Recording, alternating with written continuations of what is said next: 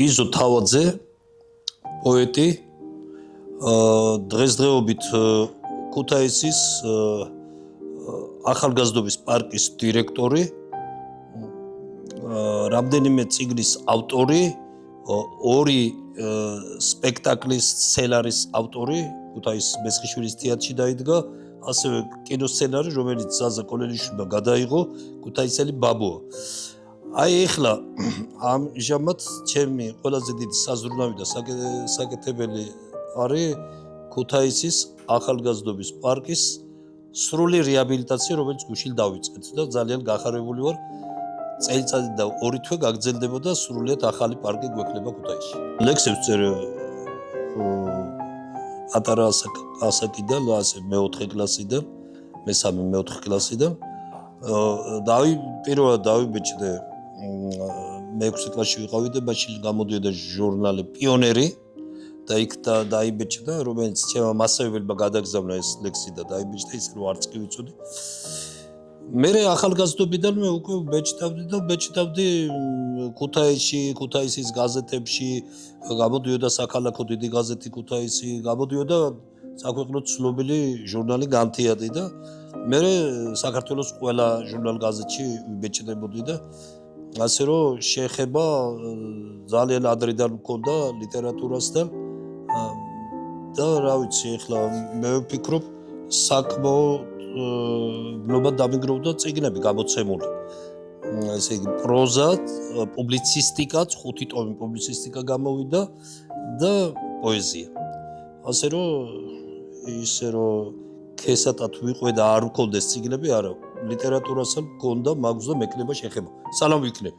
სიჭაბუკიდანვე ვიყავი ამ ქალაქთან ახლო დამოკიდებულებაში და ეს ახლო დამოკიდებულება ნიშნავს იმას, რომ ბიძაშვილები, მამიდაშვილები ცხოვრობდნენ და ცხოვრობენ დღესაც ბათუმში. მე ახალგაზრდობის წლებშივე გავიცალე ვახტანგ გლონტი, 78 წელს გავიცალე 11. მე თან გავიცალე სხვებიც და ესე რომ ამ ქალაქთან ეს ლიტერატურული კავშირიც ხომ აქვს და ისე ნათესაური და ახლობლური კავშირი ჩემი ბიძაშვილები და მამიდაშვილები, დეიდაშვილებითაც აქ მაქვს ამ ქალაქში.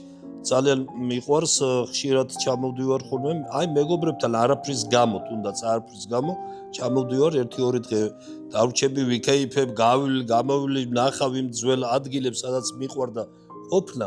აი თუნდაც სანაპიროზე სად გავდიოდით იმ წლებში. აი 76 წელი, 78 წელი, 80 წლები თქვენ არ იქნებოდით მაშინ დავადებული და აი იმ წლებში სად დავდიოდი და როგორ დავდიოდი. მიყვარდა იმ ადგილებში სტუმრობა, სეირნობა და რა თქმა უნდა ჩემს მეგობრებთან ერთად ბათუმური ყავის დალევა და აჭარული ხაჭაპურის მირთმევაც. ესეთი ფესტივალები საუკეთესო რამ არის ურთიერთობებისთვის, გაცნობისთვის, იმიტომ რომ რამდენიმე აი თუნდაც ეხლა რამდენიმე ისეთი ვინმე ვნახე სრულიად ახალგაზრდა, რომელსაც მე არ ვიცნობ, უბრალოდ გამეგონა ან სოციალურ ქსელში წამეკითხა რაღაც. ამისთვის ხო აუცილებელია და საერთოდაც რიგ ქვეყნებში 50 და 100 ფესტივალი ტარდება. არის ქვეყნები, სადაც ყოველ თვეში რაღაც ტარდება, ყოველ თვეში კი არა, თვეში 5, 6, 10 რაღაცები ტარდება. არის ქვეყნები, აი იტალიაში არის ბლომად, საფრანგეთში არის ბლომად ფესტივალები და ესეთი ტიპის შეხვედრები და მივესალმები სული და გულით, რომ ეს გაკეთდა მე-13 ტარდება უკვე ხო, მე წლების განმავლობაში დავდიოდი იქ ზემოაჭერაში ზეკართან. აი იქ 7ჯერ ვიყავი 7 გზის მონაწილეობა. მე-4-ეთ რო ვიყავი, მაშინ უკვე ყაბალახუსანი გავხდი, ყაბალახით დამაჯილდოვეს. ასე რომ აქეთ ღებულობ მონაწილეობას ამ ღონისძიებებში, რაც ბათუმში არის და აი ეს რაც თქვენ ახლა გააკეთეთ, წერალთა სახმა გააკეთა, აჭარის კულტურის სამინისტრომ და კიდევ ვინც დაგეხმარათ, მე არ ვიცი ხო, ვინც გააკეთა ეს და ჩაუდგა სათავეში და თუნდაც მატერიალური რაღაც გაიღო, ეს არის მისასალმებელი, ეს არის საუკეთესო რამ, რომ ამაში ფული ჩაიდება, ასეთ რაღაცებს დააფინანსებენ ბიზნესმენებიც, თუნდაც კერძო სექტორი. იმიტომ რომ სიტყვა და პოეზია და წერლობა, პროზა, რა ვიცი, ეს ძალიან კაი რაღაც არის და მივესალმებ ოჩახ მოთავეებს და ოჩახ იმ ხალხს ის კულტურის სამინისტროა თუ წერალთა სახლი, რომელმაც ამ იდეას დაუჭირეს მხარი და დღეს მათ კისერზე გადადის, მაგრამ ძალიან კაი რაღაც არის. ერთ ლექსს წავიკითხავ და თან როგორ ეს ლექსი წლების წინ დაუწერე ამ ბიჭებს, რომლებიც 10-12 წლის წინ მე მყავდა ქუთაისის სტუმრად.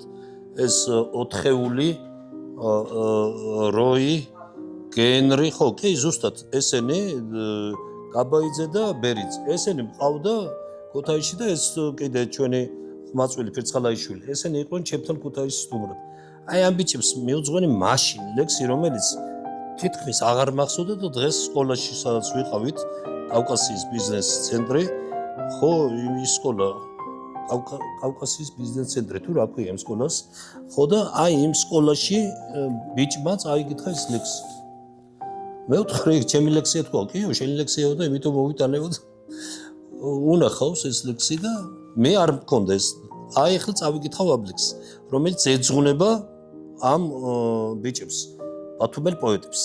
პოეზიით ინთებით თუ სხვა მხრივაც გიტევენ, მოდარაჯე რითმები ღამეს გამოგიტევენ, გფარავს შუშის ფერები, როგორც ზეცას ქორები, ქუჩებს შუქნიშნებივით ავსებს მეტაფორები, ხარ კარიბჭე დროებით, იქითაც ვიხედებით, ზეთის ხილის რტოებით მოჩანს ტაოს ხედები, ციტრუსების სურნელში წიფს ლეღვი და გულაბი, ჩანან უკვდავს სულებში ფრიდონი და ზურაბი, სხვა გემების ხაფანგი, მახე დაკა კანათი, მლაშე ხმებით დაგუბანგავს და ხოი და ნანათი, სავსე ლექსის ბიჭებით, დიდ გულობ და ბათქუნობ, აბა 100 წით ჭიქები, გამარჯობა ბათუმო.